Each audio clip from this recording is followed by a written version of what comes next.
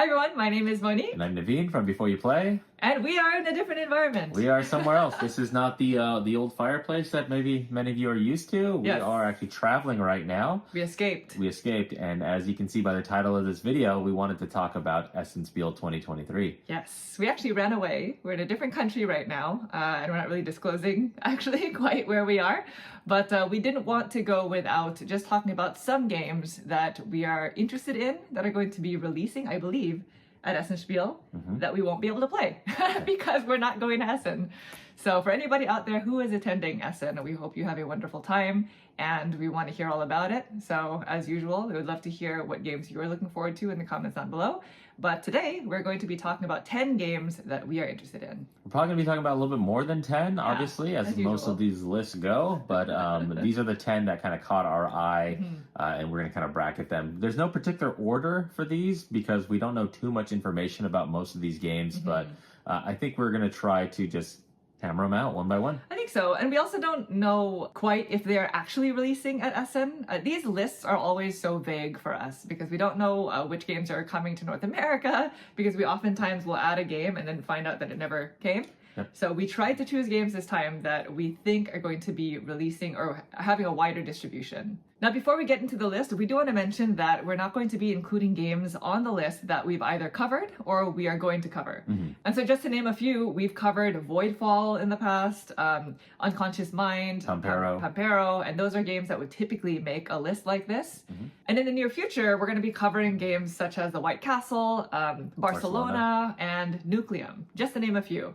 And so none of those games are going to be appearing on our list. So the way we figured out which games we wanted to talk about is we use the BGG Essen Spiel preview list. So every single year they use this tool where all the different publishers kind of upload the different games that they're going to be offering to either demo or release at Essen Spiel 2023. And we basically compile through that list and kind of go through it all and just try to say what games we are interested in, which is the ones that we're not interested in, and then we kind of just filter through that way. It is a fantastic tool, especially if you're attending Essen, because you can really organize your stuff that way, and it has a majority of the booth numbers on there. They do, yeah. So we've included a link to that tool in the description below if you'd like to check it out. And also, because all these games are new and we're traveling, we're not going to have any photos of them. So if any of these games sound interesting to you, we highly encourage you to check them out on Board Game Geek.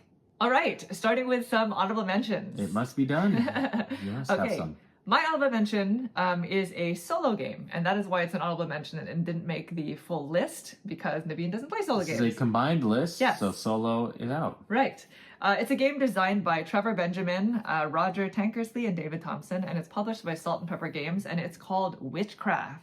So this is I think it's a take off of a game called Resist. It says re-implemented of that, a re-implementation of that game. Yes, and that was another solo game that actually made my list last year that I didn't get to play because it sold out pretty immediately. There was there, and then it was not available, and then so many other games come out, and then we kind of never got back to it. Yes. So this is your second chance at it. This is my second chance at it, but unfortunately, we're not going to be there. But I was really interested in this game because it seems like it's a fast-playing solo game, and I've been really into those lately. Yeah, it's 20 to 40 minutes. Yeah, 20 to 40 minutes, which is such a sweet spot for me in terms of solo gaming. And it's card-based. It has some sort of hidden information mechanic.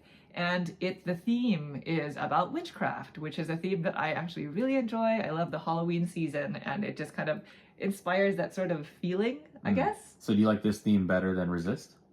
Yes. Probably. Yeah. I do, absolutely. And the artwork complements the theme quite nicely. So if you're out there and you end up playing this game, I would really love to hear your thoughts on it. Or if you played Resist, I'd love to hear what your thoughts are on that as well. This theme sort of reminds me of Septima, which is another game that we've covered in the past that is not going to make this list.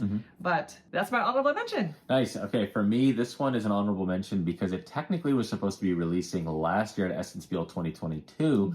Unfortunately, many people's games or supplies got held up at the border in Hamburg, and this particular company didn't get any of their games in stock. So it was a very unfortunate situation, but they are going to be back at Essen Spiel now this year, and I think they're going to have their games there, hopefully. And it is a game called The Violet and the Grumpy Niece. I don't know exactly how to pronounce that last word there, but this is basically a two-player only trick-taking game where one player takes on the role of Violet and the other one takes on the role of Torek. And this is game that's based around Nordic folklore, where one player who's playing as Violet is trying to make their journey along to the end of their path, and then the person playing as Torek is trying to extinguish Violet's torch. This game is designed by Pedro Pereira and published by Aggie Games, and it's a 2-player trick-taking game, so that's always something that intrigues us. It's hard to kind of do trick-taking for 2 players. Normally you need 3, sometimes 4 players, or even more. Right. And so anytime we can find a 2-player one,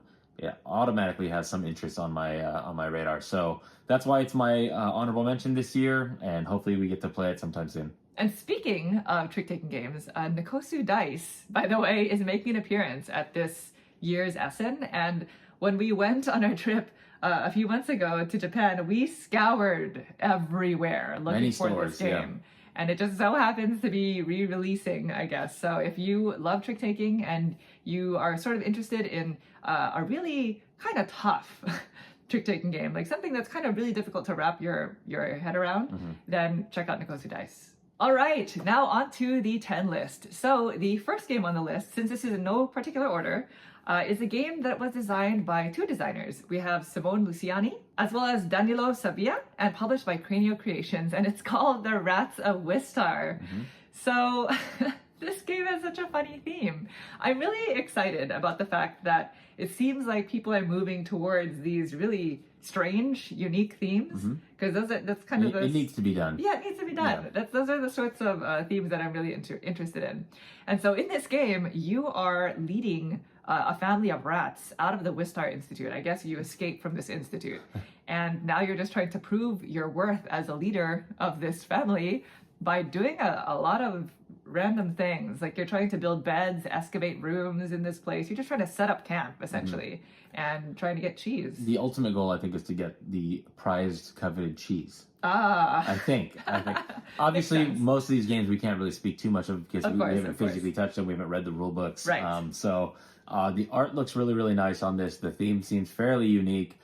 Because we did enjoy a rat-themed game. What was that? First Rat. First Rat. That was one that we really enjoyed recently, and so this is kind of picking up on the rat theme. On the rat theme. Yeah. I actually really love rats. I used to have a hairless rat as a pet when I was a little kid, and so, I don't know, I feel a little bit like... A little connection with the rat themes, and just like Naveen was mentioning, one of the biggest reasons why we chose this is because of the designers, the publisher, and then the theme, as well as the look of the game. It looks adorable. It looks really nice. Yeah, so that is Rats of Wistar. Okay, the next game on our list, this is one that is technically a re-implementation of its older self. This is a game called Black Friday. It's published by 2F Spiele and designed by Friedman Fries. And this game, I've never played the original, but the concept of it is always something that I'm interested in. It's a stock market manipulation game. Definitely Naveen's choice. Yes, this is my choice. Where, if you're familiar with Black Friday, it was a financial event that happened in the United States. I think it was technically globally, where the stock market crashed just like a large percentage in just one day. And so this game is kind of a play on that, where you're trying to pump up your stocks, try to get the most amount of value out of it before the stocks eventually collapse, and you want to try to evacuate and escape with as much money as you physically can. So these kind of games are really fun for me, where you're trying to time the market. This seems like a game that would be really, really good with higher player counts. I know it says 2 to 5 players on it, but I would imagine the more the merrier in a game like this. So this seems like a fun one that you'd want to play at game night. It says it plays in about 45 minutes. So it's not about shopping. It's not about shopping. No, it's not Black Friday shopping. No, it's a it's a bad thing that happened in the stock market. Yeah. So that is Black Friday. All right. So next up, we have another 2-player trick-taking game. We've been really into those lately. We like them, yeah. And we're trying to look for more, by the way. So if you have any recommendations, please leave them in the comments down below. So this is a game that is actually a sort of re-implementation off of one that we've covered fairly recently, and it's called Jekyll and Hyde versus Scotland Yard. And so the game, the predecessor, is a game called Jekyll versus Hyde. Yep. And that is a 2-player only trick-taking game that is really difficult for us to win as Hyde. Yeah. I think people are a bit split on which one is more difficult to play as, but for us, it's been consistently this one character between the two, but I'm forgetting who. I think it's Hyde. Anyway, that is a different game. And so this game was designed by 3 different designers, and it's published by Mandu Games. And I believe the difference now with this version is this is a 2-player co-op trick-taking game. Yep. So whenever we think of co-op trick-taking, we think of games such as The Crew or Fox in the Forest. Yokai Septet. Yokai Septet has a bit of co-op in it if you're playing the 4-player game. And so with this game, I believe it's a story-based game. So you kind of go through the story similar to The Crew, where you have a bunch of challenges, and it's all based off of this theme where Jekyll and Hyde are being chased by Scotland Yard, I believe, right? Mm-hmm. Yeah, I'm not sure exactly if you can choose which side you want to play as. We haven't been able to kind of figure that out, but yeah, we don't really know much more information besides the theme and the fact that it's a co-op trick-taking version of a trick-taking game that we both really enjoy. Yeah. I actually really want to get our hands on this game. I don't know if/when it's going to be releasing in North America, but we're going to definitely keep our eyes out for that. Mm-hmm. And so that is Jekyll and Hyde versus Scotland Yard. Nice. Okay, the next one on our list. This one is on the list because of theme and because of personal connection for me. This is a game called Coffee Rush. Coffee Rush is designed by Yujin Han, and it's published by Korea Board Games Co. Limited. Coffee Rush, you are playing, or you're taking on the role of a barista. Now, the reason why it's close to me is in college, I was a barista. So I know what the effects of that rush hour feels like when you have a bunch of orders piling up and you have people kind of standing right at the window waiting for their drink, and you know they were technically fifth or sixth in line. So you feel a little bit. I feel, yeah, right? You know, but you're like, you know what? I'm not going to sacrifice the 4 other people's drinks to just get this person out. So so I guess it's one of those games where you have orders piling up, and apparently you're supposed to move on a grid to pick up different ingredients to put together these different drinks. Other than that, I don't know too much, but it plays in 30 minutes, which is always really, really nice and welcome for me. So based off the theme, I don't know what kind of the distribution is going to be like in the US. Obviously, it would be ideal if it came here, but sometimes with the Korean board games, you never know if it's going to come, but it's something that I definitely want to take a look at. It's a cute box art. And we both also really enjoy playing this game on the Switch called Overcooked. Yeah, Have you heard of it? Yeah. This does not have a real-time element. It doesn't say real-time on it. What we've seen. I think that would be funny if they made a real-time coffee game. Sure. Yeah. But either way, this is a competitive one. It's not cooperative, and I'm interested in it as well. So that is Coffee Rush. Nice. All right. Next game on our list is a game that a lot of people are probably very interested in because of the publisher. And it is called Kutna Hora, the City of Silver. So I don't know if I pronounced that title correctly. I apologize. This game is designed by 3 different designers, and it's published by CGE. And it is a historical city building game. But one of the big reasons why I was interested in it is because the box art. It really doesn't tell you what the game is about. Stamp the coin on a black background, yeah. Yeah, that's a very interesting decision, right? It is, yeah. The board also kind of complements the box art. But if you read the description, the game sounds quite interesting. You're selecting actions from double-sided cards. So there is sort of a multi-use card / hand management / action selection mechanic, which is something I find really interesting in games when it's done well.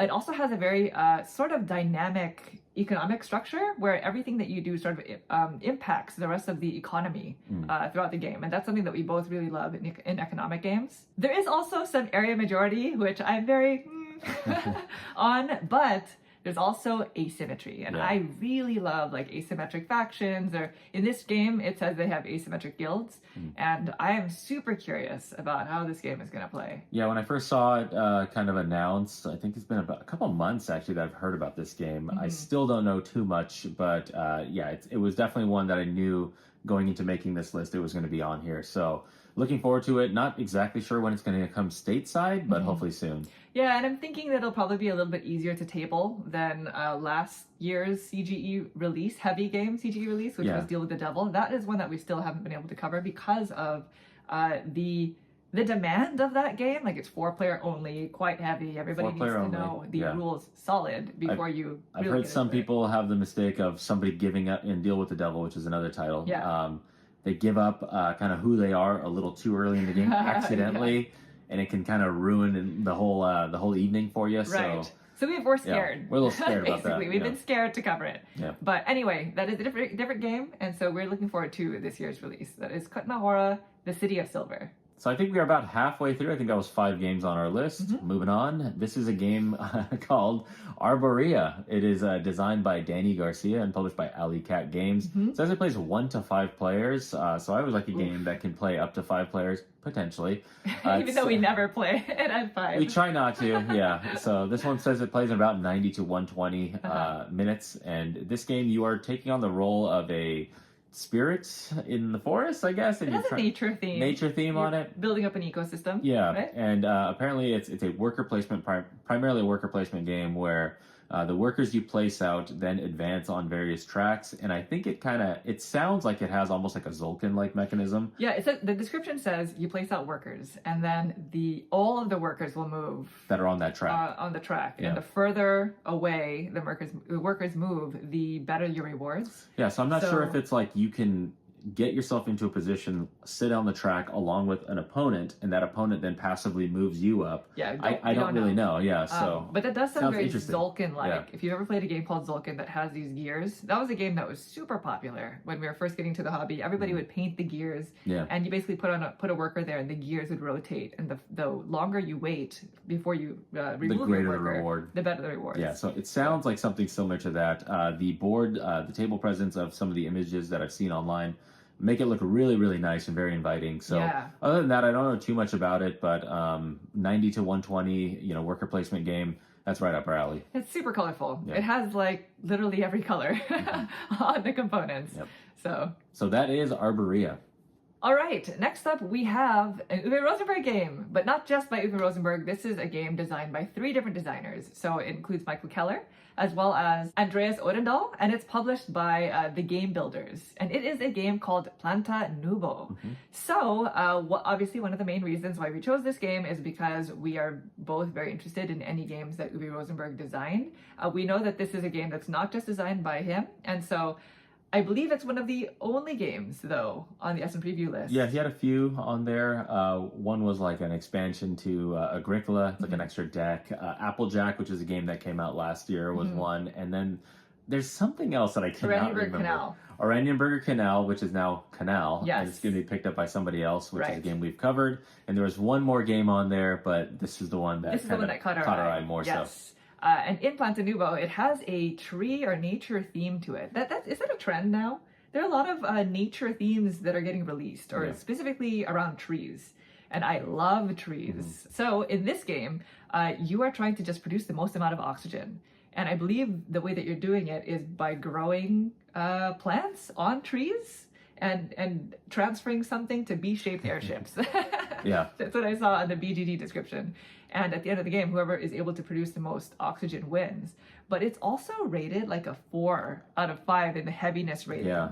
It's also interesting that it says 30 to 120 minutes on the listing. So what in the world? I don't know what's going on in this one. I don't know either. Yeah. But I am very intrigued by everything that we just mentioned. And I hope it comes to the US. So that is Planta Nubo. Thank you to the members of our Patreon community who actually put this game on our radar, because I didn't even know there was a game designed partially by Uwe Rosenberg that was going to be released. So that is Planta Nubo. Very nice. All right, this next one is one that I resonate with because it closely ties with my heritage and my culture, and it is a game called Amritsar, the Golden Temple. Now, this game is designed by David Pino and published by Ludonova, and it's a 1 to 4 player Euro-style game. From what I understand, the game borrows from Mancala-like system where you're trying to move resources along and use your workers to take certain actions with those particular resources. The overarching theme of the game is the Golden Temple has been destroyed, and you've been tasked by the king or the Maharaja to basically rebuild it.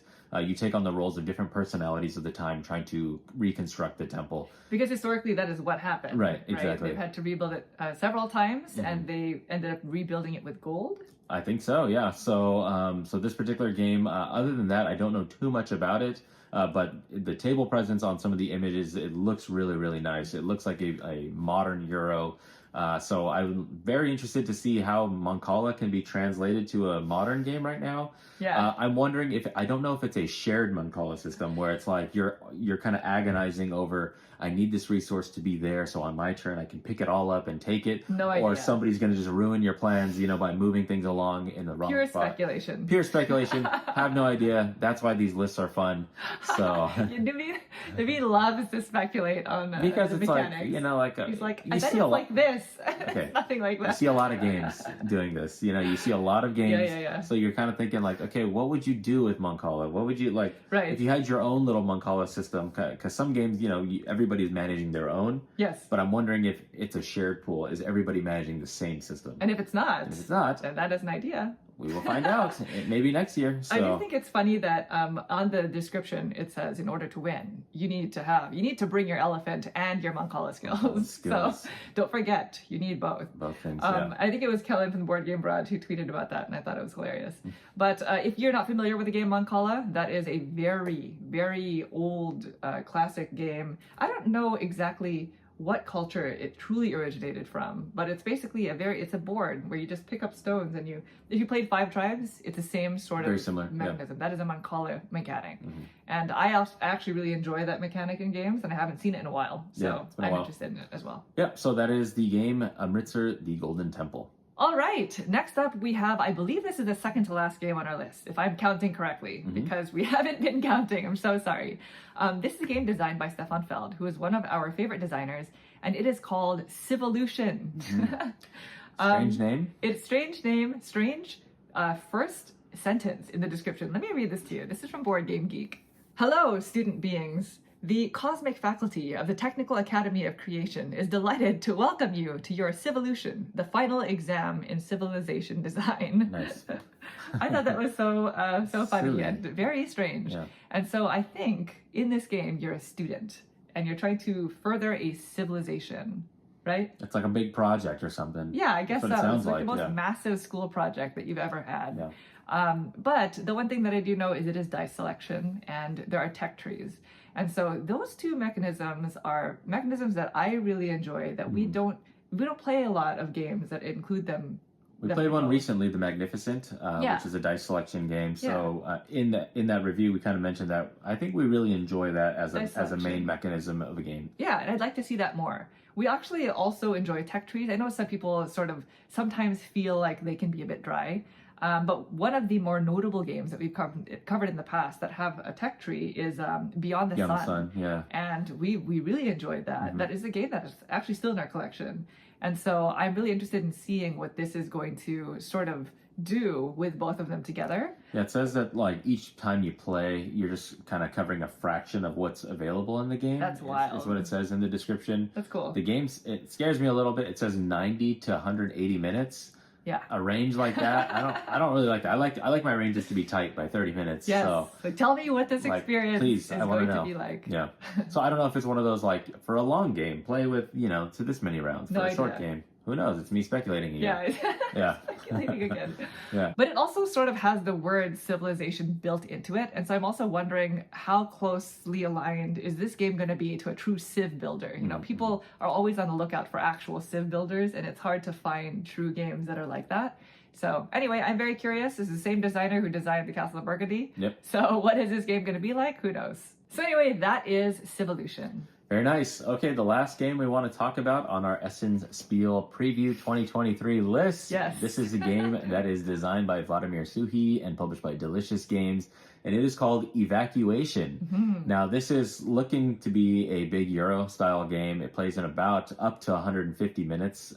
So the game is basically the world is crumbling around you, and you are trying to take your society and move them to a different planet. Right. You're trying to evacuate. Right. And so what's interesting about the game in the description, what it sounds like you start the game with a full-fledged bustling economy.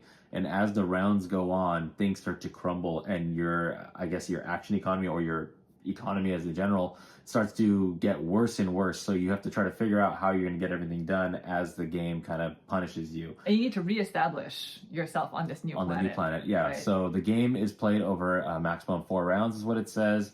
And there's either 2 ways to victory. Either the game goes to the full 4 rounds and you just compare scores, or you're trying to be the first person to kind of get 3 different resources to level 8. To level 8. Or 3 virtual reality machines onto the on the planet. new planet. So you're either racing towards that or you're just trying to score a bunch of points and avoid your opponents getting that mission complete. Really love that. Yeah. I like it when games have a threat of an early victory. Yeah, right? like I can see like, oh shoot, you're getting close. Yeah. So these points are meaningless because, you know, I need to get that mission done, not the points. So. It's a nice way to just add some tension into the game when otherwise you would just be, you know, a lot of Euros do this thing where you're just constantly building up until the end and then you count your points and whoever has the most points wins. But this is a nice way to just add that tension of you're never safe. You can't just do your own thing. You have to be mindful of what everybody else is doing. Obviously, we don't know how easy it is to get up these tracks or to build these VR machines, but it's something that we look forward to playing soon. Yes, and we're also very interested, I don't know about you, but I've been very interested in the designer, Vladimir Suchy, lately. When we first started our channel, we covered one of his earlier games called Last Will, and ever since then, my goodness, he's put out game after game. Very good ones, very good Euro. Like these are pure Euro games that are very solid. Yeah, one that we still need to try is Messina 13, some 47? number, 74, something like that. It's about the plague, and so you're trying to manage rats. Rats. There you go. You're trying to manage the rats. Those are different rats. Different rats. Those are not the types that you have as pets.